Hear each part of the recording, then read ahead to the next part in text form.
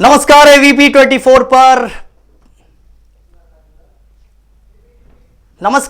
24 पर वक्त हो गया है देश की एक बहुत बड़ी बहस का। मैं हूं फैजुल हक और आप अगले 1 घंटे तक हमारे साथ देखेंगे देश की सबसे बड़ी बहस जमीनी हकीकत। जी हां, सही सुना, जमीनी हकीकत की शुरुआत हमने की है। आज पहला दिन है, 6 दिसंबर का दिन है और आज का दिन हमने इसलिए चुना है क्योंकि 6 दिसंबर से ही हमने शुरुआत की है। धर्म या कर्म, यह मुद्दा है आज का हमारा। बहस हमारी होगी धर्म या कर्म पर। क्यों चुना है यह मुद्दा? क्योंकि उत्तर प्रदेश में विधानसभा चुनाव का बिगुल बज चुका है और इसमें बयानों की बौछार भी हो चुकी है। जी हां, तमाम सारी पार्टियां अपने अपने बयान जारी कर चुकी हैं। देखना यह होगा कि यह चुनाव जो आगामी विधानसभा का चुनाव है, इसमें तमाम सारी राजनीतिक पार्टियों का मुद्दा क्या होगा। वो धर्म के बेसिस पर चुनाव लड़ेंगी या कर्म उनका मुद्दा होगा। हम इससे पहले कि इस बहस की शुरुआत करें, आइए सबसे पहले आपको अपने मेहमानों से रूबरू करवाते हैं, मेहमानों का परिचय देते हैं। व्यवधान डाल करके दंगा कराएगा तो गोली उसको समझा देगी। मैं तो केवल एक ही कहूंगा बात, भारतीय जनता पार्टी के मुख्यमंत्री जी को अपनी भाषा पर संतुलन रखना चाहिए। मुख्यमंत्री है, सुबह शाम मोदी को गाली दो, मोदी को गाली दो, मोदी को गाली दो। एक मंत्री बता दो जिसका ये सपना है। बटन यहाँ बाबतपुर में दबे, करंट शाहीन बाग के अंदर लगे। पीला भी इस मामले को ज्यादा लटकाना नहीं चाहिए। ये देश भाजपा के पदाधिकारियों, उनके मंत्रियों, उनके प्रधानमंत्रियों का की जागीर नहीं है। यही कर रहे हैं और भाजपा का विरोध करते करते इन लोगों को तो देश का विरोध करने की आदत हो गई है। आइए जल्दी से हम आपको अपने मेहमानों से रूबरू करवाते हैं, इनका परिचय देते हैं। हमारे साथ भारतीय जनता पार्टी से प्रदेश कार्य के सदस्य बच्चूलाल भारती जी होंगे। भारती जी, बहुत स्वागत है आपका। धन्यवाद हमारे इस कार्यक्रम जमीनी हकीकत में। इसके बाद हमारे साथ दूसरे जो नेता जुड़े हैं वो हैं डॉक्टर फैजुल हसन साहब, प्रसपा से होंगे। मैं आपको बता दूं, छोटा सा परिचय इनका है, अलीगढ़ मुस्लिम यूनिवर्सिटी के पूर्व छात्र संघ अध्यक्ष भी रहे हैं। इसके अलावा फैजुल हसन साहब, बहुत स्वागत है आपका। इसके अलावा AIMIM से जावेद मोहम्मद खान साहब हमारे साथ होंगे। जावेद साहब, बहुत स्वागत है आपका।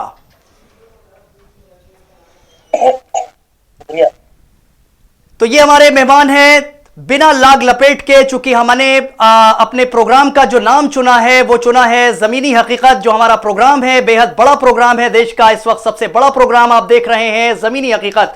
इसमें आज का जो हमारा मुद्दा होगा वो मुद्दा है 22 के चुनाव में धर्म या कर्म।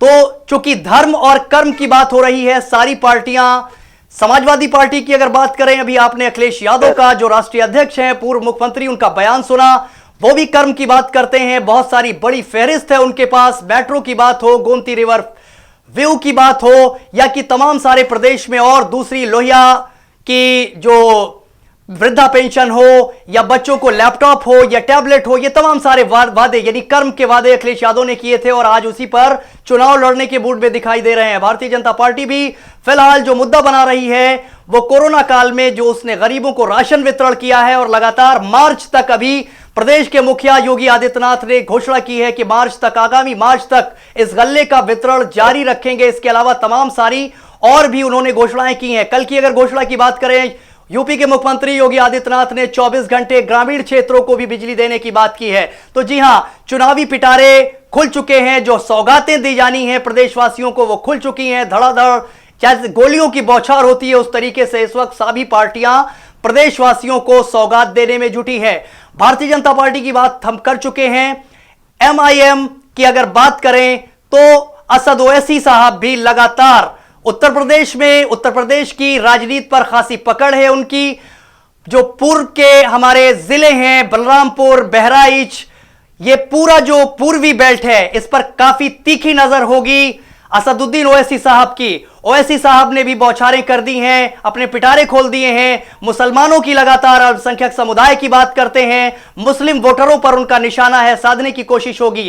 प्रसपा में शिवपाल यादव साहब, अभी कुछ क्लियर नहीं है कि समाजवादी पार्टी के साथ मिलकर चुनाव लड़ेगी प्रसपा या अलग लड़ेगी। फैजुल हसन साहब से हम इस मुद्दे पर भी बात करेंगे, लेकिन आज का जो हमारा मुद्दा है 2022 में धर्म या कर्म, बिना किसी लाग लपेट के बच्चूलाल भारती से हम सीधा सवाल करेंगे।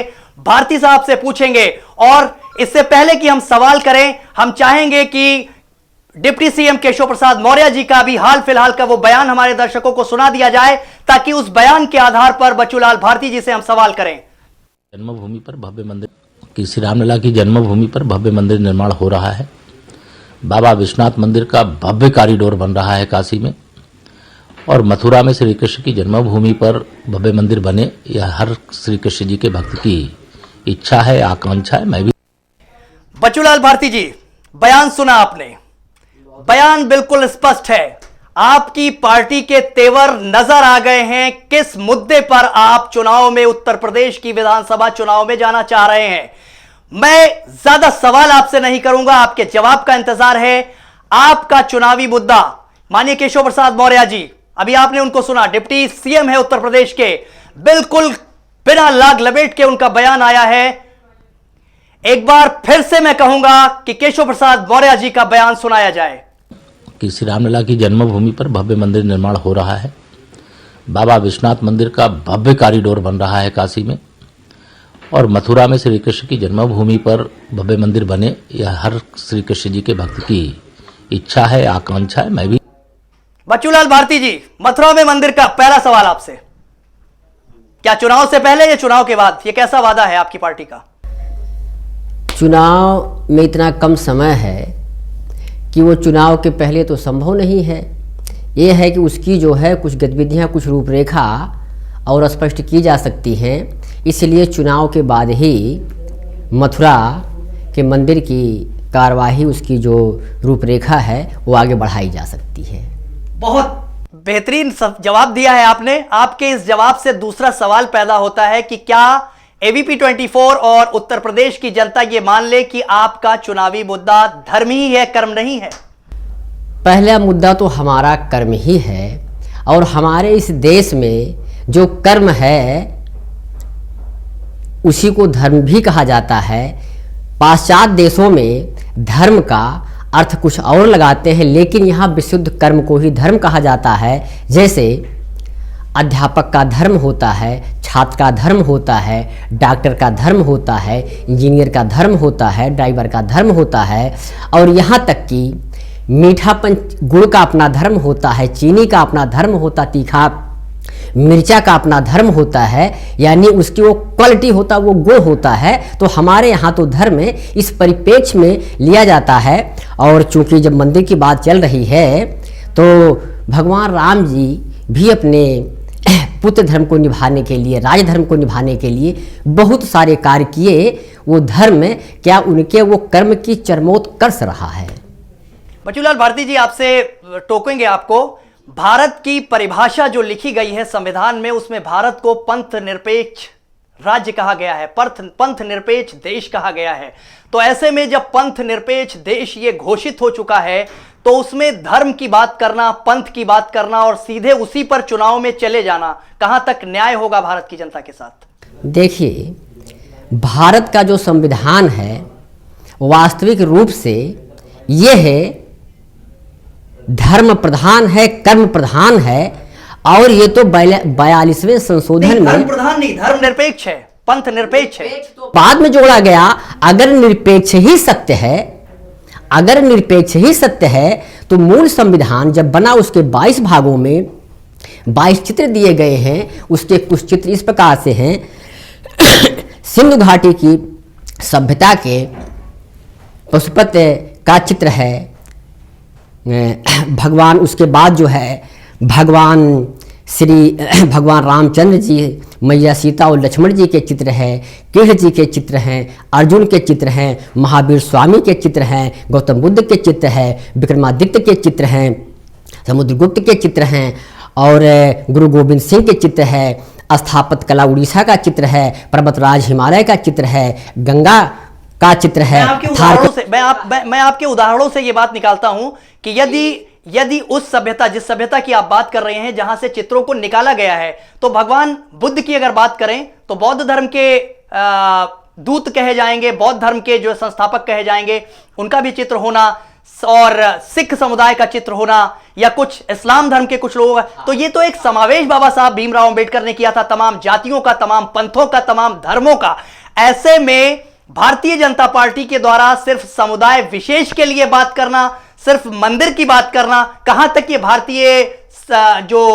भारतीय लोग हैं उनके साथ, जो यानी विभिन्न धर्मों और विभिन्न पंथों के लोग हैं, उनके साथ कहां तक न्याय होगा, मैं आपसे ये समझना चाह रहा हूं। इसके बाद मैं अपनी डिबेट को खोलूंगा।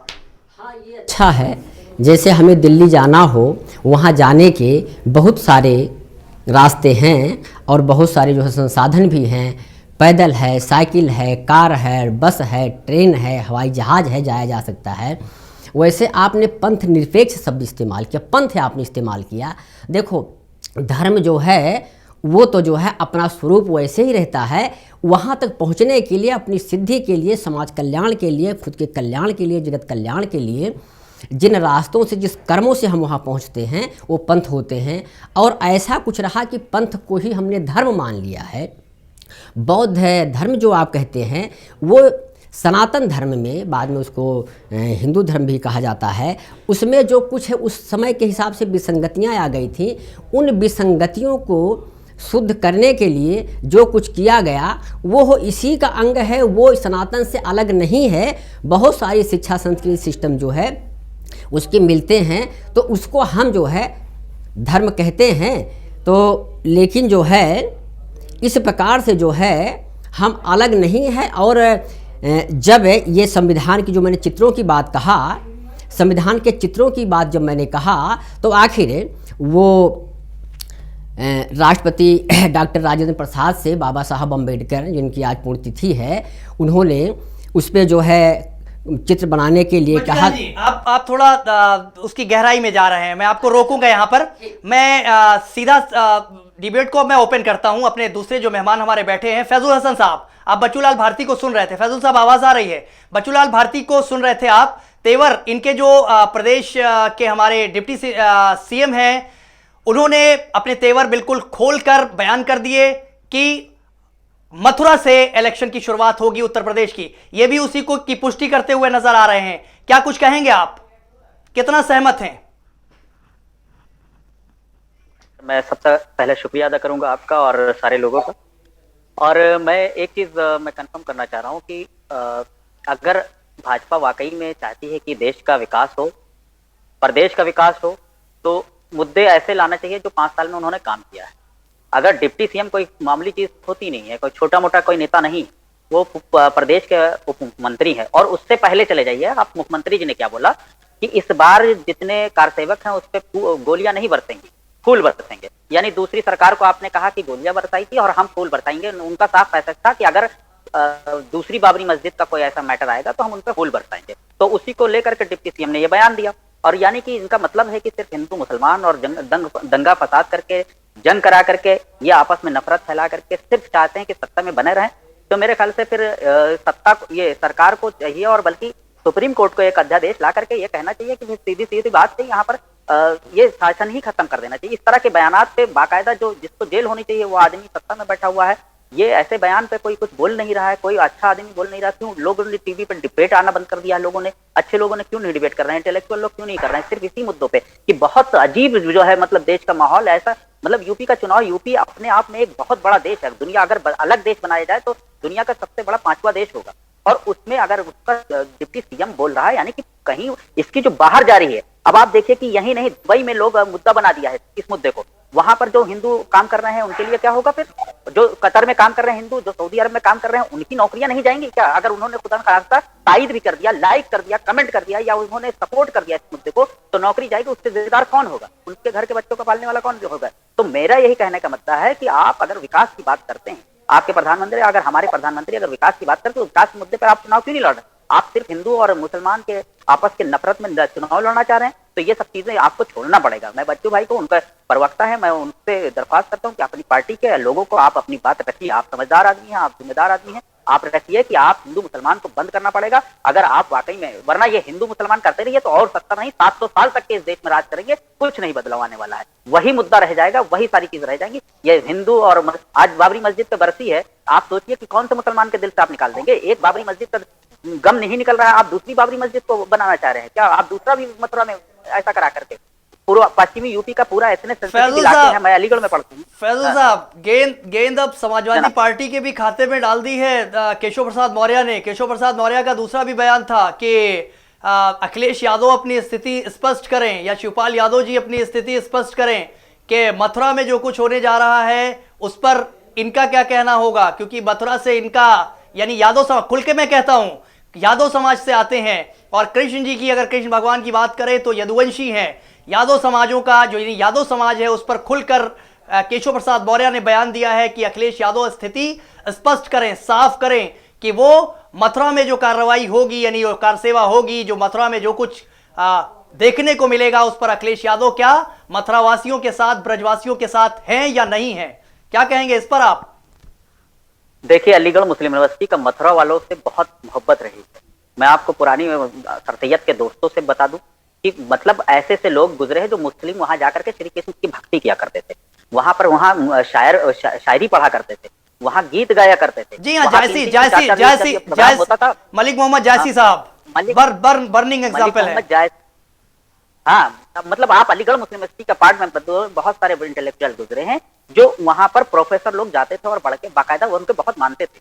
अगर आप वही कि जय श्री राम का नारा जैसे आज के वक्त में लोग लगाते हैं तो एक दहशत का माहौल फैल जाता है। जिस श्री राम को सारे हिंदू और मुसलमान लेकर के कभी जो है टारगेट नहीं होता था, आज उसी क्या श्री कृष्ण की भक्ति को लेकर के जिसका है क्या नफरत फिर से उनके नाम का भी, सारे भगवानों के नाम का आप नफरत फैलाना चाहते हैं या उनको करना चाहते थे। रही बात अगर अखिलेश यादव या शिवपाल यादव, ये एक ही लोग थे, एक ही पार्टी थी, इससे पहले कभी भी ऐसा नहीं हुआ। इनकी सरकारें बनी है, 3 बार 4 बार सरकारें आई हैं, लेकिन कभी इस मामले को लेकर के उन्होंने ये चीज, अगर स्टैंड की बात कर रहे हैं मुख्यमंत्री या उप मुख्यमंत्री के स्टैंड क्लियर करें तो उनका स्टैंड अगर होता तो इनसे पहले उनकी सरकारें थी, तो मुख्यमंत्री योगी आदित्यनाथ से पहले उनकी सरकार थी, वो चाहते तो बहुत सारी चीजें कर सकते थे। लेकिन अगर उन्होंने नहीं किया, शिवपाल यादव जी ने या कोई अगर इन लोगों ने नहीं किया, तो इसका मतलब मैसेज साफ है कि वहां पर कोई भी नफरत का दंगा फसाद नहीं किया जाएगा और पूरे यूपी में इस लेवल को हिंदू और मंदिर और मस्जिद के मामले को लेकर के कभी छेड़खानी नहीं होगी। और ये सुप्रीम कोर्ट का और बल्कि कॉन्स्टिट्यूशन जो हमें इजाजत देता है कि जो चीज जैसी है वैसी रहेगी। अगर दोबारा 1992 आप करना चाहते हैं तो आप बिल्कुल वाकई में सही बात है, आप देश को फिर विकास नहीं चाहते, आप विनाश चाहते हैं और उस पर आप काम कर रहे हैं। भाजपा को सीधा मैसेज है, अगर आप वही चाहते हैं कि यूपी, अगर आपको लगता है कि सिर्फ हिंदू और मुसलमान की वजह से आप जीतेंगे, मंदिर और मस्जिद के नाम से, कब्रिस्तान और शमशान के, पहले कहते थे कि रामजादों की सरकार तो आप जो है सपोर्ट करेंगे या हरामजादों की सरकार सपोर्ट करेंगे, ये इनके नेता लोग बोलते हैं। ये बोलते हैं कि आप मंदिर को जो है पक्ष में है, राम मंदिर बनवा दिया, 370 हटा दिया, ये कर दिया, वो कर दिया, उससे डेवलपमेंट क्या हो रहा है? जीडीपी आपकी कब बढ़ रही है?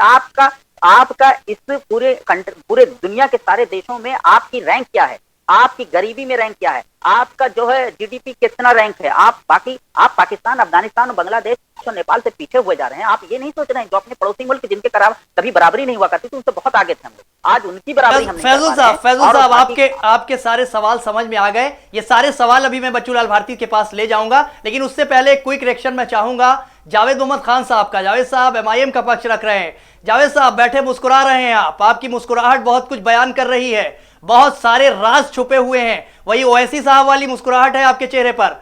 धर्म या कर्म उत्तर प्रदेश में, क्विक रिएक्शन।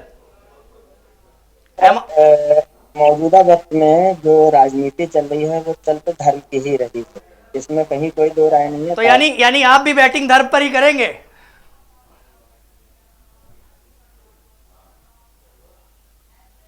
जावेद साहब, आवाज आ रही मेरी? जावेद साहब, लग रहा है कुछ संपर्क टूटा है। जावेद साहब, आपको मेरी आवाज मिल रही है? बोलते रहे। जावेद साहब, आवाज मिल रही है? जी। आप भी धर्म पर ही बैटिंग करेंगे, मेरा सवाल है। यानी धर्म तो बैटिंग नहीं करना है हमारा। सबसे पहली चीज बीइंग एन मुस्लिम, मैं आपको एक बात बता दूं कि मुसलमान का मतलब है जो अदल और इंसाफ कायम करे, जो किसी भी मजलूम की आवाज बने, वो मुसलमान है। सिर्फ गोश्त खा लेना या सुन्नत अदा करना मुसलमान नहीं बनता है। हम उसी मुसलमान, उसी इस्लाम को फॉलो करने वाला जाहिर मुस्लिमीन की तरफ आगे जब बढ़ रहे हैं।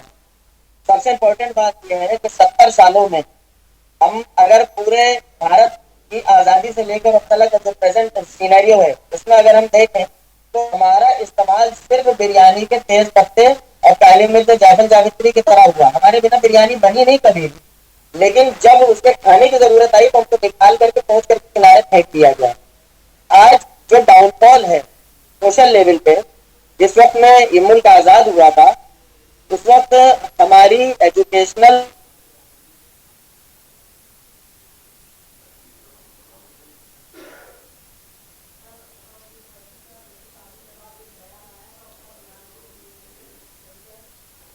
फिलहाल असद ओवैसी का एक बयान हम अपने दर्शकों को सुनाते हैं। कृषि कानूनों पर एक बयान था असदुद्दीन ओवैसी का, सुनिए, इसके बाद जावेद साहब कंटिन्यू होंगे। देश के सामने आकर देश के प्रधानमंत्री, वजीर आजम, प्राइम मिनिस्टर ने कह दिया, क्या कहा कि हमारी तपस्या में कुछ कमी थी होगी। सुना था ना आपने, क्या कहा देश के प्रधानमंत्री, हमारी तपस्या में कोई कमी थी होगी। हाय मोदी जी, क्या एक्टिंग करते हैं आप। हाय हाय गनीमत है फिल्म इंडस्ट्री में नहीं गए, वरना पूरे बेस्ट एक्टर के अवार्ड वही जीत जाते। पॉलिटिक्स में आ गए बेचारे, एक्टर बच गए। तपस्या में कमी थी। 750 किसान मर गए, अपनी जान दे दिए। तपस्या तो वो कर रहे थे 1 साल से जो अपना मैदान नहीं छोड़े, अपनी जमीन को नहीं छोड़ रहे थे, जांच कर रहे थे। मोदी जी, आपको हमेशा अपने आप को हीरो बनाने का बड़ा शौक है। माने हर चीज अपने पे ले लेते हैं। मैंने तपस्या में कमी थी हमारी। कौन सी तपस्या आपकी? आप तो 300 MP के ऊपर गलत काला कानून बना दिए। जब किसानों ने कबूल नहीं किया, आपने उन किसानों पर क्या क्या इल्जाम नहीं लगाया? खालिस्तानी है, ISI के हैं, पैसा आता है, बकवास। जावेद साहब, मैं जहां से आपने छोड़ा था मैं वहीं से आपकी शुरुआत कराऊंगा।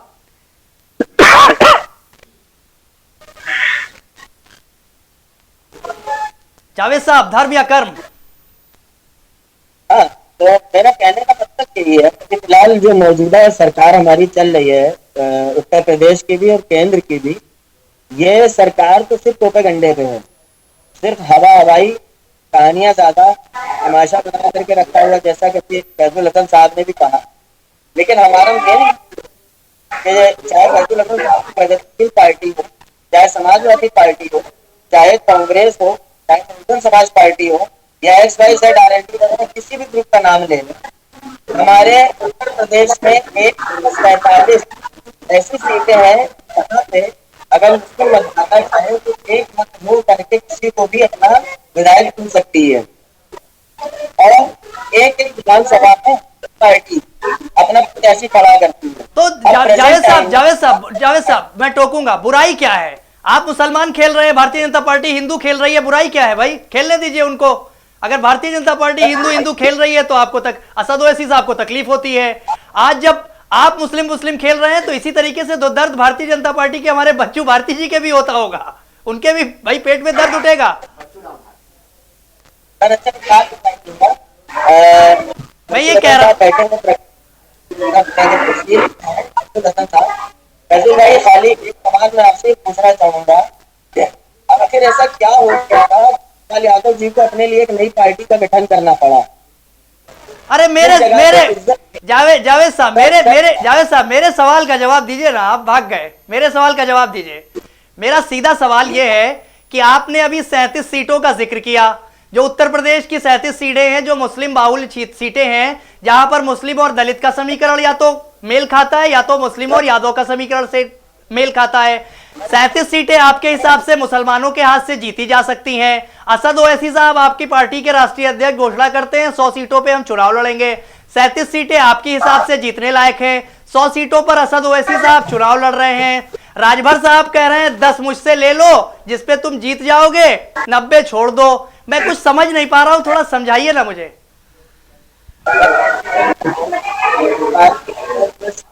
मैंने 37 सीटें नहीं 147 सीट्स का नाम लिया है। जी हाँ, फिर से मैं 140 से ज्यादा। चलिए 140, मैं 135 ही माने ले रहा हूँ। 135 आप कह रहे हैं? नहीं, अभी रेक्टिफाई करा था, मैं इसलिए बोल रहा हूँ। मैं 140 मान लेता हूँ। 140 सीटें 140 सीटें और 140 सीटों पे 140 विधायक क्यों नहीं बन करके जा रहे? बात नंबर 1, सबके मेजोरिटी है। उसके अलावा वो विधायक बन करके गए भी, उसके बाद भी हमारा सवाल ये है कि आखिर मुसलमानों के हाथ में आया क्या। मैं वही मुद्दे की बात कर रहा हूँ कि प्राइवेट सेक्टर में आज भी सबसे ज्यादा टारगेट अचीवर अगर कोई लड़का मिलेगा तो वो मुस्लिम मिलेगा आपको, मेजोरिटी में मैक्सिमम। आखिर उन लड़कों को सरकारी नौकरी में अपॉर्चुनिटी क्यों नहीं मिलती? हमारा ये सवाल। हमारे बिहार में सबसे ज्यादा चौकियां बनाई जाती हैं जो मुस्लिम बहुल क्षेत्र है, उन क्षेत्रों में स्कूल और मेडिकल की फैसिलिटी क्यों नहीं प्रोवाइड करी जाती? जो अस्पताल होते थे वो वहाँ के खाली घर पड़े हुए हैं, वहाँ पे डेवलप करने वाला नहीं है। मुझे आपके जावेद साहब मुझे आपके सवालों पर कतई कोई एतराज नहीं है, मुझे सिर्फ जानना यह है कि जिन सीटों का आप जिक्र कर रहे हैं जिन पे मुसलमान कैंडिडेट जीत सकते हैं, तो क्या सिर्फ मुसलमानों की बदौलत आप प्रदेश में अपनी राजनीति कर पाएंगे? आपको क्या हिंदू कम्युनिटी का साथ नहीं चाहिए होगा?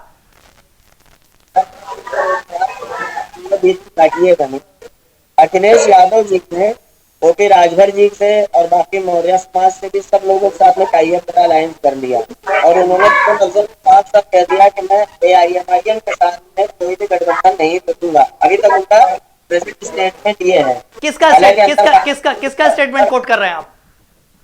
अखिलेश यादव का। तो राजभर साहब तो अभी परसों राजभर साहब कह रहे थे कि उतनी सीटें देने की बात हो रही है। ओवैसी साहब को मैं खुला न्योता देता हूं कि वो आए, साथ में आए और 10 सीटों पे चुनाव लड़े, 10 ऐसी सीट उनको देंगे जो जीत जाएंगे और 10 नुमाइंदे इनके जो है वो विधानसभा में आकर बैठेंगे, वरना तो ये सब कुछ हार जाएंगे। राजभर साहब का परसों का बयान है। तो अखिलेश यादव के साथ इस वक्त राजभर साहब कंधे से कंधा मिलाकर चल रहे हैं। तो अगर राजभर साहब कोई ऐसा ऑफर ओवैसी साहब को कर रहे हैं तो इसका मतलब यह है, सीधा मतलब है कि अखिलेश यादव को कॉन्फिडेंस में लिए हुए हैं। आप कह रहे हैं कि अखिलेश यादव जी कह रहे हैं कि मुझे किसी का साथ नहीं चाहिए, मैं किसी ओवैसी को अपने साथ नहीं लूंगा। तो अगर राजभर साहब 10 कैंडिडेट्स का न्योता दे रहे हैं तो ओवैसी साहब उस पर क्यों नहीं मान रहे हैं? मुझे तो मतलब ये मेरी ओपिनियन नहीं है, लेकिन मैं ये कहता हूं कि 10 विधायक अगर आपके समाजवादी पार्टी के साथ लड़कर जीत सकते हैं, जीतने की स्थिति में है, तो फिर सौदा तो ठीक है ना ये?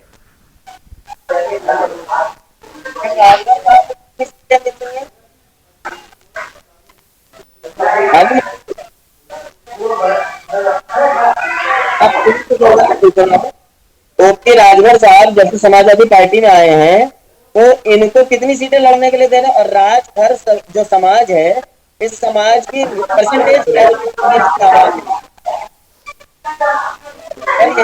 आपको बताना चाहते हैं।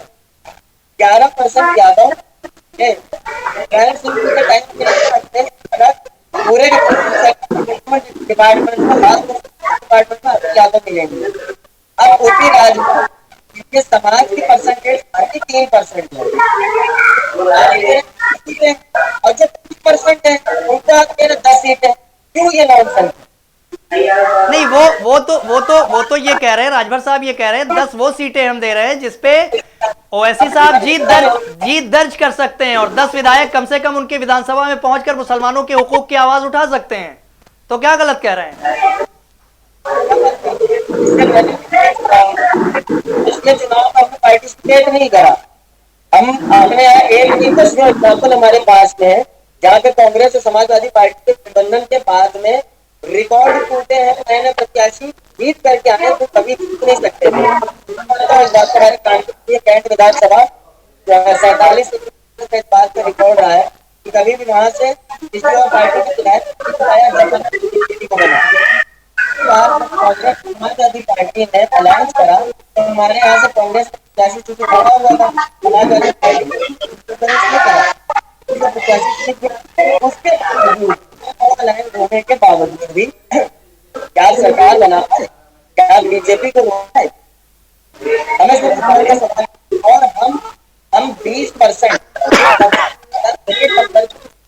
होने के नाते हम पार्टिसिपेट चाहते हैं, हम भागीदारी चाहते हैं, हम गुलामी करने के तैयार नहीं।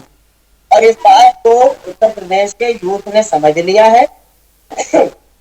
काफी तादाद में हमारे साथ यूथ भी है जो लोग वो लोग भी आ रहे हैं और ये इंडिया है जिसका नारा लगाकर कहना आपका जावेद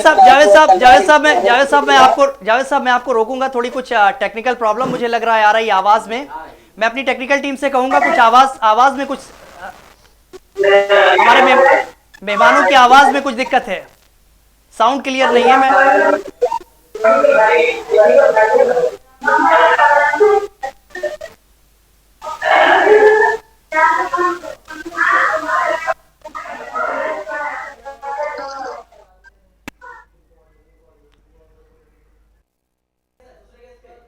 हाँ मैं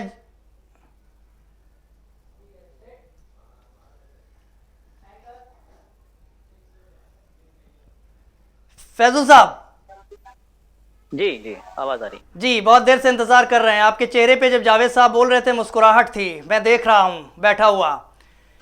क्या गेंद कहां जाके रुकेगी? आप लोग कहां जा रहे हैं, अखिलेश यादव के साथ या किसी और सेना के साथ?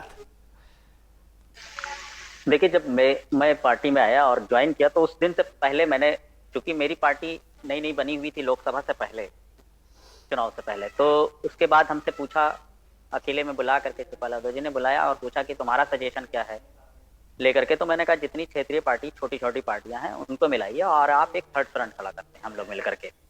तो सबसे पहला मैंने ही सजेशन दिया और कि ओवैसी साहब को बात किया जाए। वो पहले दिन से और आज तक के वो ओवैसी साहब को कई बार उन्होंने जो है खुद से भी अपनी तरफ से अप्रोच किया, इसमें कोई दो राय नहीं है। जावेद भाई को मैं आपको मैसेज देना चाहता हूँ, आप चाहें तो असद भाई से भी पूछ सकते हैं। उनकी तरफ से बिल्कुल दिल खुला हुआ है और वो हमेशा। दूसरी चीज देखिए, सबको हक है। नहीं, मेरा फैजुल साहब, मेरा सवाल तो अखिलेश यादव जी के परिप्रेक्ष्य में है। वहां क्या है, क्या खिचड़ी पक रही है? देखिए उनका क्या है रवैया, क्योंकि मैं क्योंकि अभी हमारा गठबंधन नहीं हुआ तो हम उनकी तरफ से कोई बात ऐसी नहीं कर सकते। लेकिन हाँ ये है कि अखिलेश यादव जी ने शायद हो सकता है मे बी कि जल्दबाजी या तो फैसला ले लिया इतनी जल्दी कि हमारा उनसे गठबंधन नहीं होगा। अगर कोई चांस ऐसा आता है तो कोशिश करना चाहिए, दिल बड़ा करके उनको भी लेना चाहिए उस पार्टी का हिस्सा। जैसे सारी पार्टियों को वो छोटी छोटी पार्टियों को मिलाया है और ऐसे ही उनको पार्टी को बात करनी चाहिए। और शिवपाल यादव जी खुल करके बोल रहे थे कि हम अखिलेश यादव और उनकी समाजवादी पार्टी का प्रायोरिटी हमारी पहली प्रायोरिटी है और मैं मुख्यमंत्री अखिलेश यादव ही को बनने देना चाहता हूं। उनका ये साफ कहना था। वो उन्होंने कभी नहीं कहा कि हम मुख्यमंत्री बनेंगे इसलिए हम जो है सब गठबंधन करेंगे। उन्होंने साफ कहा कि हम साथ आना चाहते हैं क्योंकि हमारा मकसद ये है कि जो भाजपा की ये हिंदू मुस्लिम की राजनीति है ये 4-5 साल में इतनी ज्यादा हो गई है और बल्कि 7 साल में 2014 के बाद से तो ये देश में जो बढ़ती हुई। तो ये फैजुल साहब छोटा सा सवाल मेरा, जब इतना सरफुटौल आपस में ये छोटी पार्टियों में जो मिल करके भारतीय जनता पार्टी के साथ लड़ना चाहती हैं, भारतीय जनता पार्टी को उत्तर प्रदेश से हटाना चाहती हैं, इन पार्टियों में अभी तक विधानसभा चुनाव, कभी भी आचार संहिता लग सकती है, बिल्कुल सर पर चुनाव है, अभी तक स्थिति साफ नहीं कर पाए हैं आप लोग। ये छोटे छोटे दल जो मिल करके भारतीय जनता पार्टी को हराना चाहते हैं, हम देख रहे हैं तस्वीरों में हनुमान जी की गदा उठी हुई है, बजरंग बली जी की गदा उठा करके भारतीय जनता पार्टी को शायद इसी गदा से ललकार रहे हैं अखिलेश यादव जी। और आप लोग भी कहीं ना कहीं बात करते हुए नजर आ रहे हैं कि छोटी छोटी पार्टियां मिलेंगी तो भारतीय जनता पार्टी का सफाया होगा, सुपड़ा साफ होगा। लेकिन आपस में इतना सरपुटौल है। मेरा सीधा सवाल आपसे है, क्या भारतीय जनता पार्टी को इसका फायदा नहीं पहुंचने वाला है मौजूदा जो चुनाव होने जा रहा है इसमें? देखिए नहीं, वक्त अभी जो है इतना भी नहीं हुआ है कि अभी देखिए उत्तर प्रदेश जो है बहुत बड़ा अपना एक प्रदेश है, सबसे बड़ा प्रदेश है और यहीं से दिल्ली की सियासत तय होगी।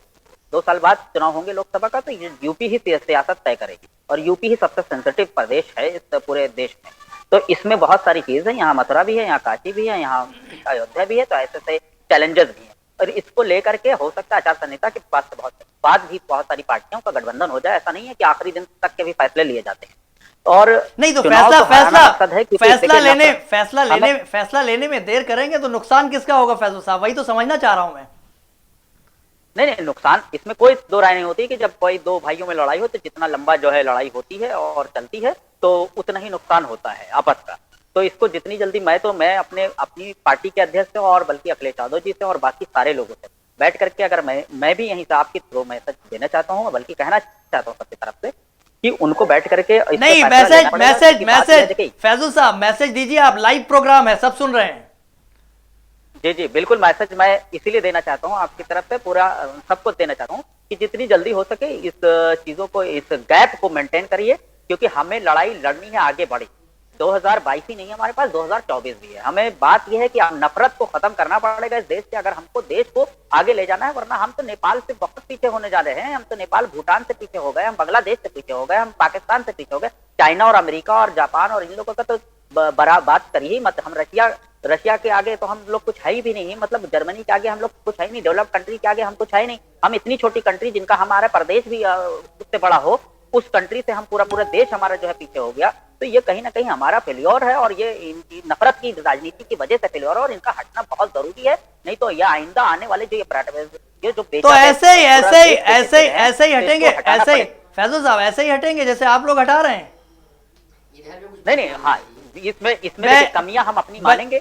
बच्चूलाल भारती जी भी जो है इंतजार कर रहे हैं बड़ी देर से अपने टर्म का। फैजल साहब बच्चूलाल भारती के पास जाएंगे, क्योंकि इससे पहले भी मैंने आपको समय दिया था और बहुत सारे सवाल आपके भी और जावेद साहब के भी बच्चूलाल भारती जी से हैं। बच्चूलाल भारती जी, मैं इन दोनों के सवाल दोहराऊंगा। फैजल साहब ने बड़े बड़े आरोप लगाए हैं कि आप जो भारत में ये हिंदू मुस्लिम का जो खेल आप खेलते हैं, इस खेल से तमाम सारे लोग जो विदेशों में नौकरियां कर रहे हैं, हमारे हिंदू भाई, खासकर मिडिल ईस्ट की अगर हम बात करें, खलीज की बात करें, तो मिडिल ईस्ट में जितने हमारे हिंदू लड़के काम कर रहे हैं, जब यहां भारत में कुछ भी होता है, हिंदू मुस्लिम का कोई भी यानी खेल खेला जाता है, हिंदू मुस्लिम राजनीति की जाती है, तो इसका असर वहां पर दिखाई देता है। मैं सहमत हूं फैजुल हसन की इस बात से, क्योंकि वहां की एक जो किंग परिवार की एक मोहतरमा है, अक्सर वो अपना ट्वीट करती हैं, ट्विटर पर आती हैं और उसका बड़ा रिएक्शन होता है। वहां पर भी खासा खामियाजा भुगतना पड़ता है जो हिंदू कर्मचारी काम कर रहे हैं, चूंकि वो मुस्लिम कंट्री है। तो फैजुल हसन ने सवाल किया है बच्चूलाल भारती जी की, भारत में इस तरीके की जो ये यानी फिरका वाराना जो काम होते हैं, जो हिंदू मुस्लिम जंग होती है, जो इस तरीके के जो काम यानी राजनीति में किए जा रहे हैं ठीक चुनाव से पहले, इसका असर उन हिंदू भाइयों पर पड़ता है। तो वो भी तो हिंदू हैं जिनकी नौकरियां जाती हैं, वो भी तो हिंदू हैं जिनकी रोजी रोटी वहां मिडिल ईस्ट में छिलती है। मिडिल ईस्ट यानी दुबई, कतर, बहरीन, ओमान, जितने भी अरब मुल्क हैं, वहां पर यहां का सीधा रिएक्शन होता है। और पिछले कई साले हवाले भी फैजुल हसन ने दिए हैं। तो क्या आप इसकी कोशिश नहीं कर सकते हैं कि ये जो चुनाव, आगामी चुनाव है बच्चूलाल भारती जी, ये चुनाव बिना हिंदू मुस्लिम की यानी जो राजनीति है उसके बिना ये साधा जाए? आपको प्रश्न करने के लिए धन्यवाद, और हमारे दोनों साथियों को भी उससे ज़्यादा धन्यवाद। लेकिन समय जो है इतना ज़्यादा आप दे देते हैं कि एक साथ कई प्रश्न आ जाते हैं, और मैं समझता हूँ कई प्रश्नों का मैंने स्पेसिफिक सवाल बहुत ज़्यादा थे, मैंने एक सवाल आपसे पूछा है। और मेरा मानना है हम साथियों को 5-5 मिनट समय दीजिए तो होते जाएंगे एक साथ कई सारे जवाब। बिना इंटरप्ट किए बच्चूलाल भारती जी आप 5 मिनट बोलिए। घड़ी हमारी 8:05 हुए हैं, 5 मिनट बिना इंटरप्शन के आप बोलिए। देखिए, जिन खाड़ी देशों की बात आप कर रहे हैं, वहाँ ज़्यादा परेशानी की बात नहीं होती है। ज़्यादा परेशानी इस बड़े भाई छोटे भाई के मुल्क में होती है। जैसे नंबर 1 में तो पाकिस्तान है, और नंबर 2 पे इधर बांग्लादेश। तो ठीक है, कभी कभी यहाँ की बातें हैं। सबसे ज़्यादा गड़बड़ियाँ यहाँ होती हैं। अफ़गानिस्तान तो फिर साफ मामला हो गया है। और वहाँ की जो बातें पाकिस्तान से गड़बड़ियाँ होती हैं, होती खूब वहाँ की गड़बड़ियाँ हैं। जी।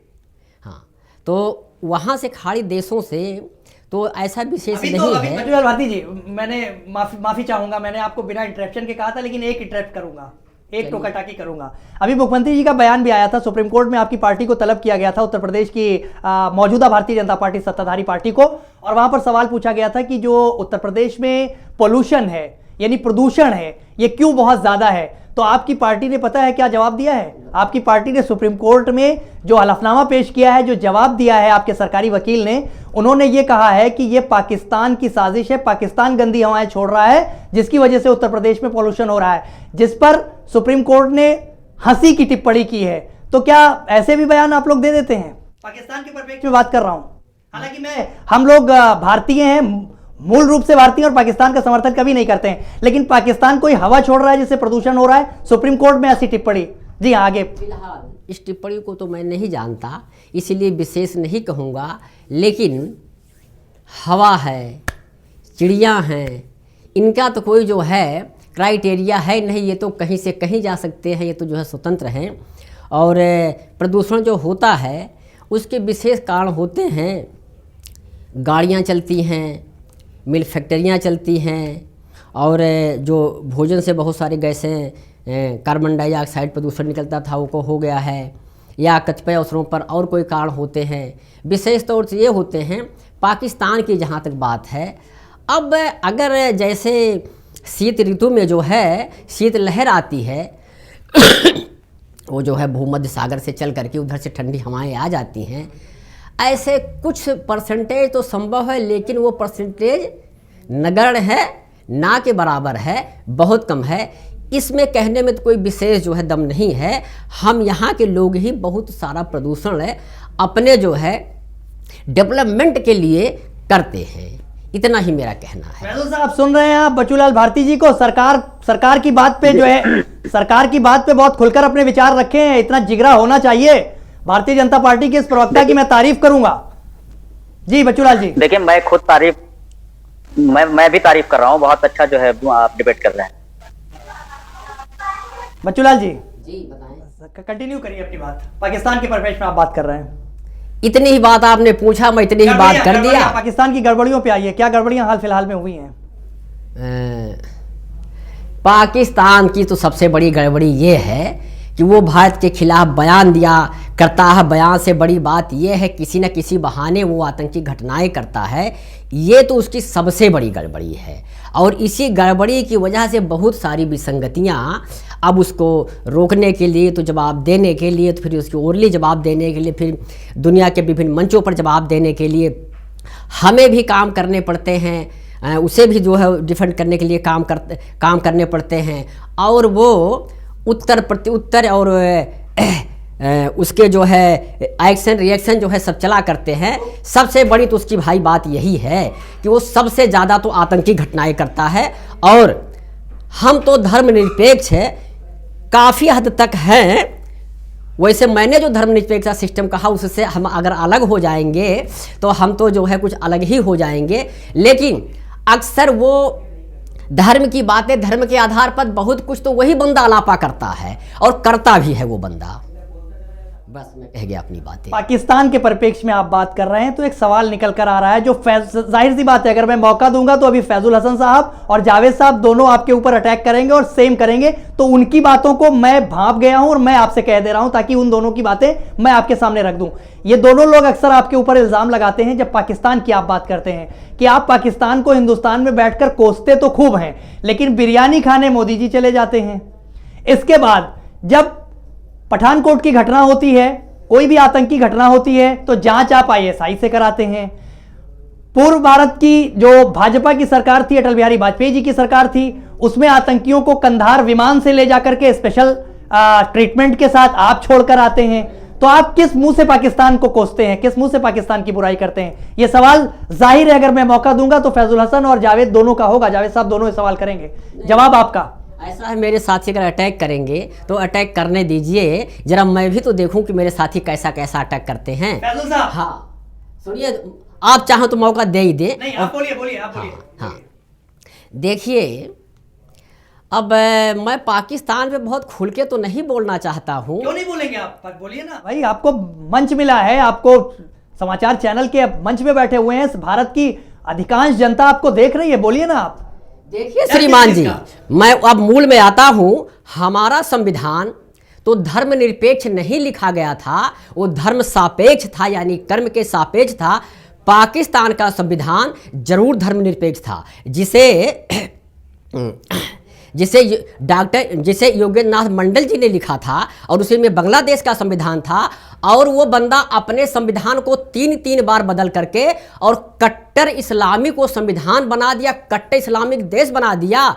हम तो ऐसे भी धर्मनिरपेक्ष थे, हम तो ऐसे भी धर्म सापेक्ष थे, धर्मनिरपेक्ष थे, लेकिन हमने जैसा भी हुआ 42वें संशोधन में हमने तो उसको कर भी दिया। और जब से वो करने लगे, मेरे यहाँ भाई साहब सुनिएगा, मेरे यहाँ सबसे ज़्यादा सामान्य एजुकेशन है, और उस सामान्य एजुकेशन में तो कोई भी पढ़ सकता है। हालांकि मेरे यहाँ भी कुछ है, लेकिन आप टेढ़ा प्रश्न करोगे तो टेढ़ा जवाब देने के लिए मेरी मजबूरी हो जाएगी। और वहाँ तो मदरसा और मकतब के आधार पर ही तमाम स्पेशल शिक्षाएं जो है चला करती हैं। सहमत हूँ, पूरी तरीके से आपसे सहमत हूँ, इसमें कोई नहीं, मैं सहमत हूँ। पाकिस्तान जो है वो कट्टरवादी देश है, आतंकवाद पनपाता है, आतंकवाद फैलाता है, भारत में आतंकवादी गतिविधियां, मैं कह रहा हूँ, मैं आपकी आवाज में आवाज मिला रहा हूँ। आप बिल्कुल मत ये समझिए कि मैं बैठ करके पाकिस्तान आतंकवादी गतिविधियां फैलाता है, भारत में अपने आतंकवादी भेजता है, भारत में तमाम सारी आतंकवादी गतिविधियां पाकिस्तान के जरिए होती हैं, इमरान खान उसका समर्थन करते हैं, जनरल बाजवा उसका समर्थन करते हैं। मैं कह रहा हूं आपसे पहले, तो ऐसे में सवाल तो यही है ना, फिर मोदी जी बिरयानी खाने क्यों चले जाते हैं भाई? देखो भाई, पड़ोस का मामला पड़ोसी आतंकवाद है, तभी आप गले लगाएंगे उसको। सत्य तो ये है कि भाई भाई कैसा भाई, वह भाई था जब निर्मल था, है आस्तीन का सांप आज जो कभी भुजाओं का बल था। यह सत्य है। वो मेरा जो है दुश्मन हो गया, कई मौके पर हो जाता है। अब कहने दीजिए श्रीमान जी सीधे सीधे बातें, अब कहने दीजिए। देखो सत्य तो ये है, अब सुन लीजिए, मैं आप ही के पास आऊंगा। इतिहास में जाओ, इतिहास में सुनिए श्रीमान जी, चाइना से क्यों आप नाम लेने में घबरा रहे हैं? आप बीच में न बोलिए। आप भाई साहब बोलेंगे, मैंने आपके बीच में नहीं बोला, मैंने आपके बीच में नहीं बोला। इसलिए अगर बोलते हो तो सुनने का मद्दा भी रखो, अगर बोलते हो तो सुनने का मद्दा भी रखो। और मैं आपके बीच में टोका टोकी नहीं करता हूँ। और मैं तो सुनिए, मैं तो इतिहास के आईने में, अरे मैं तो इतिहास के आईने में आपको ले जा करके उस सत्यता को बताना चाहता था, लेकिन सत्य है कि आप में वो दम नहीं है कि इसके आगे देखो। और भाई भाई कैसा भाई है, उस भाई को आप करो। और इसलिए आप अगर चाहते हो तो उन श्रीमान जी से, आप चाहते हो तो उन श्रीमान जी से प्रश्न पूछिए, उन्हीं से जवाब लीजिए। और मुझसे प्रश्न पूछिए, मुझसे प्रश्न पूछिए तो मुझसे जवाब लीजिए। अब उनसे आप प्रश्न पूछो। कर दिया गया है कि अगर कहीं कोई बात करने का हो तो उसको किसी न किसी तरफ मोल्ड कर, उन्हीं से पूछ लीजिए, उन्हीं से पूछ लीजिए, डायरेक्ट पूछ लीजिए, समय दीजिए उनको, समय दीजिए। कि हमारी परसेंटेज 20 है, हमें कम से कम 80 विधायक जावेद साहब एक मिनट आपको रोकूंगा। जावेद साहब एक मिनट, जावेद साहब का ऑडियो थोड़ा, जावेद साहब एक मिनट, जावेद साहब मेरी आवाज आ रही है? जावेद साहब मेरी आवाज आ रही है आपको? जावेद साहब मेरी आवाज आ रही है आपको? जावेद साहब मेरी आवाज आ रही है आपको? जावेद साहब एक मिनट, एक मिनट मैं आपको रोकूंगा। मैं अपनी टेक्निकल टीम से कहूंगा जावेद साहब का ऑडियो थोड़ा क्लियर करें। जावेद साहब कंप्लीट करिए।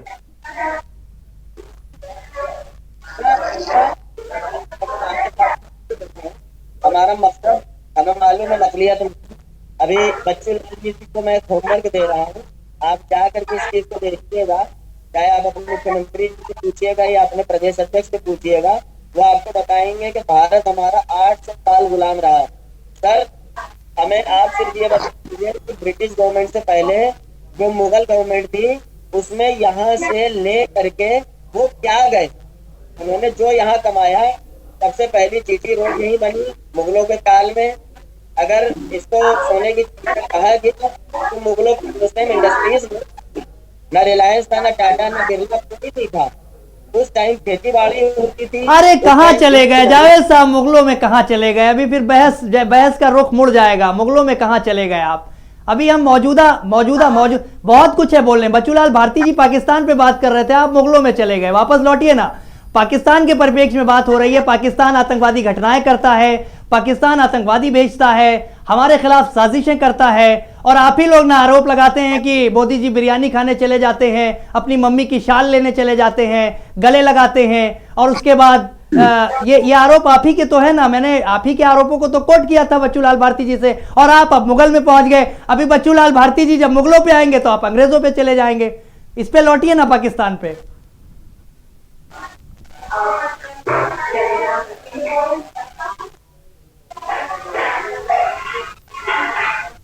जावेद साहब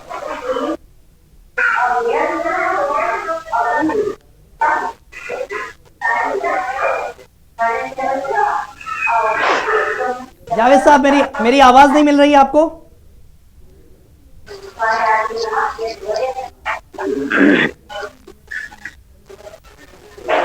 कुछ संपर्क, जावेद साहब संपर्क टूट गया। जावेद साहब, मेरी आवाज मिल रही है आपको? आपकी आवाज आ रही है, कितना बहुत हो रही है।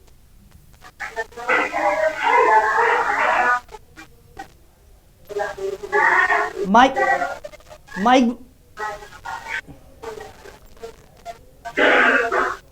मैं टेक्निकल टीम से कहूंगा माइक बंद कर दें इधर का, आवाज डिस्टरबेंस बहुत है। फैजुल साहब। जी जी। बच्चूलाल भारती जी, सुन रहे थे बयान आप, पाकिस्तान पर अटैक उन्होंने किया, मैं उनके साथ हूं बिल्कुल। पाकिस्तान की जो गतिविधियां हैं, आतंकवादी गतिविधियां, वो शुरू से, शायद आप भी साथ देंगे, लेकिन सवाल जो आपके हैं वो मैंने दोहराया। मैं चाहता हूं आप सीधा सवाल करें बच्चूलाल भारती जी से। देखिए, मैं इस चीज को मैं फिर से यहाँ से आपके चैनल के माध्यम से सबसे कहना चाहता हूँ कि देखिए, हमें पाकिस्तान और हिंदुस्तान का ये वाला डिबेट है, ये खत्म करनी पड़ेगी कि हम हर चीज को, अरे ऐसा कौन सा कमजोर गेट लगा है कि रोज वो आतंकवादी यहाँ चले आ रहे हैं। अभी तक के 70 साल 75 साल हो गए हमें आजादी के, और अभी तक के हमारा वो गेट मजबूत ही नहीं हो पाया जिधर से आतंकवादी आ जाते हैं, जो वो बाउंड्री ही नहीं बन पाई जिधर से आतंकवादी आ रहे हैं। इतने लोग सचिन के ग्लेशियर से लेकर के हमारे को मजबूती क्यों नहीं दे पा रहे हैं? ये 70 साल 75 साल का सवाल है, और वो बार बार क्यों आता है आखिर?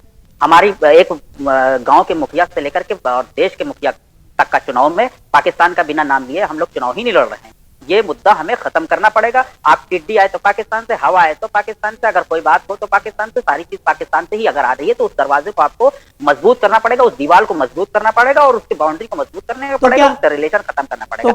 तो क्या आपका आरोप सीधा है भारतीय जनता पार्टी पर कि चुनाव के दौरान ही इनको पाकिस्तान और मुसलमान ये सब याद आता है? कहना क्या चाह रहे हैं आप? ये सारे दिन ये 5 साल तक के, अभी 5-7 साल से जब से ये मोदी जी चुनाव जीते हैं, और इसके बाद यूपी में 2017 में योगी आदित्यनाथ थी, कोई भी ऐसे डिबेट नहीं जा रही है जिसमें पाकिस्तान का बिना नाम लिए ये लोग डिबेट ही नहीं कर रहे। मतलब कोई डेवलपमेंट की, अगर विकास की आप बात करिए या अगर छात्रों की और किसानों की बात करिए तो ये सीधा सीधा पाकिस्तान से जोड़ देते हैं। मतलब खालिस्तान को भी पाकिस्तान के सपोर्टर जोड़ देते हैं, उनको अफगानिस्तान तालिबानी बता देते हैं। मतलब ये सब चीजें बंद करनी पड़ेगी। इसको अलग चीजों से लेकर के यहाँ पर डेवलपमेंट को बात करना पड़ेगा भारतीय जनता पार्टी को। बच्चू साहब जो है बहुत अच्छी डिबेट कर रहे थे, मैं उनको शुक्रिया अदा करता हूँ कि कम से कम उन्होंने सरकार को असल मुद्दों पर लेकर के अपनी बात रखी है। ये इतना जिगरा हर किसी में होता नहीं है, वो सिर्फ भक्ति करता है अपनी पार्टी का। लेकिन मैं ये कहता हूँ कि देखिए, सच बोलना चाहिए, चाहे वो अपने ही क्यों ना, क्योंकि यही इंसाफ होता है। इंसाफ का तकाज़ा तो इसी को कहते हैं। सच बोलना चाहिए, चाहे वो भीड़ में आप अकेले ही क्यों ना हो। तो इस पे अगर बच्चू साहब बोल रहे हैं तो ये बात अच्छी बात। बच्चूलाल भारती जी, मैं आपके पास लौटूंगा। फैजुल हसन साहब तारीफ कर रहे हैं, कह रहे हैं कलेजा होना चाहिए, आपके अंदर दम दिख रहा है उनको, कह रहे हैं अपनी बातों को साफगोई से रखे। ये पाकिस्तान वाली जो बात है ना, इस पे मैं थोड़ा सा लौटूंगा। फैजुल हसन साहब का आरोप है कि चुनाव से पहले बस वही पाकिस्तान, मुसलमान, हिंदुस्तान, तो क्या विकास मुद्दा नहीं होगा? क्या चुनाव में धर्म ही धर्म चलेगा, कर्म नहीं चलेगा? मेरा मुद्दा ही है आज धर्म या कर्म, 22 के चुनाव में धर्म या कर्म। तो क्या धर्म ही धर्म पे बैटिंग होगी, कर्म पे आएंगे नहीं आप लोग? अर्थात आप पाकिस्तान को छोड़ने वाले नहीं हैं, जैसा कि भाई साहब जो है चाह रहे थे छूट जाए। और देखिए, अभी पाकिस्तान तो हमारा भाई है, अब हम उसी पे कहिए वापस चले आवें।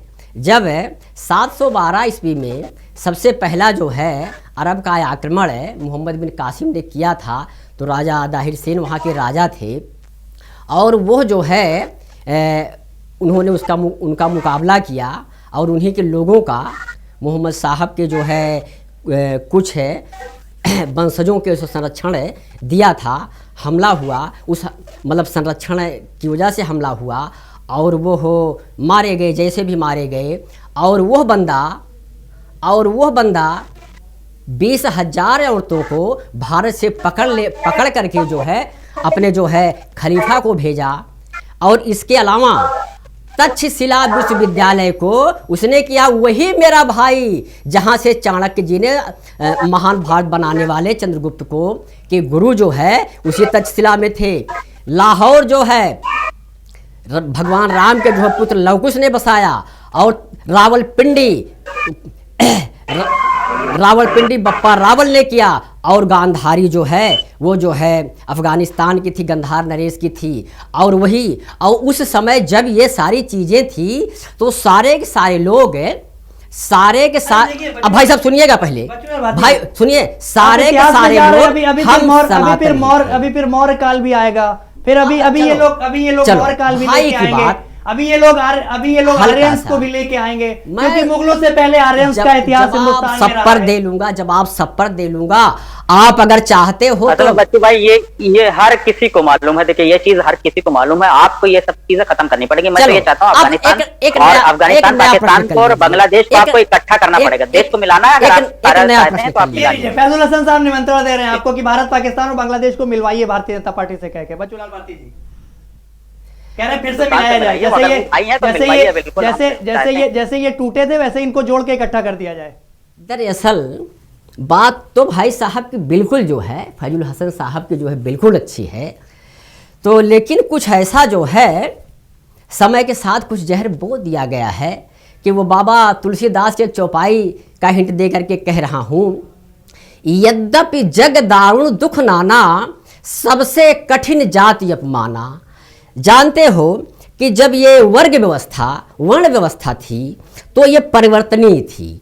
जैसे भारत के परिप्रेक्ष्य में ब्राह्मण, क्षत्रिय, वैश्य, शूद्र या शिल्पी कह लो निचले वर्ग को, ऐसी थी, तो ऐसी व्यवस्था चीन में भी थी, ऐसी व्यवस्था यूरोप में भी थी, ऐसी व्यवस्था मिस्र में थी। लेकिन यह धीरे धीरे जो है, जो कर्म के आधार पर व्यवस्थाएं थी, योग्यता के आधार पर कोई कुछ भी अपने पेशे का चयन कर सकता है, वो बाद में जन्म के आधार पर हो गई, जन्म के आधार पर हो गई। और इसके अलावा अंग्रेजों ने जब 1936 में, चूंकि प्रोग्राम में समय बहुत कम बचा है, आप इसको कंक्लूड कर दें और प्रोग्राम हम खत्म करेंगे। सब मिला के मैं अंतिम वाक्य कह देता हूं, कर्म के आधार पर। अब लो अपना उदाहरण ही दे देता हूं, अंग्रेजों ने जो एक सर्टिफिकेट का पुछंडा दे दिया, अगर मैं ये कह दूं कि मैं अमुक जाति का हूं, अमुक वर्ग का नहीं, अमुक वर्ग का हूं, अमुक तबके से बिलोंग करता हूं, खासकर सनातन में, क्योंकि उसकी शिक्षा संस्कृति ऐसा है, इस देश में रहा हूं, जिया हूं, सब कुछ करता हूं, तो मुझको आता है। लेकिन आप कहोगे मेरे घर द्वार से सर्टिफिकेटवा मंगवाओगे, जो अंग्रेज दे करके गए हो, पक्का मुहर लगा करके गए हैं कि आप जहां हो गए हो वहीं रह सकते हो, आप कहीं जा नहीं सकते हो। बच्चूलाल भारती जी जुड़े थे भारतीय जनता पार्टी से, डॉक्टर फैजुल हसन साहब से, और MIM के महासचिव जावेद मोहम्मद खान साहब, इन तमाम मेहमानों का बहुत शुक्रिया। मैं तमाम मेहमानों का बहुत शुक्रिया ज़मीनी हकीकत के इस प्रोग्राम में इन लोगों को जुड़ने के लिए। AVP 24 पर दूसरे कार्यक्रम को देखने के लिए आप लगातार देखते रहिए AVP 24। हम फिर मिलेंगे आपको कल इसी समय 7 से 8 बजे ज़मीनी हकीकत में किसी दूसरे मुद्दे के साथ। तब तक धमादार गोली से समझाएंगे, व्यवधान डाल करके दंगा कराएगा तो गोली उसको समझा देंगे। मैं तो केवल एक ही कहूंगा बात, भारतीय जनता पार्टी के मुख्यमंत्री जी को अपनी भाषा पर संतुलन रखना चाहिए। मुख्यमंत्री है, सुबह शाम मोदी को गाली दो, मोदी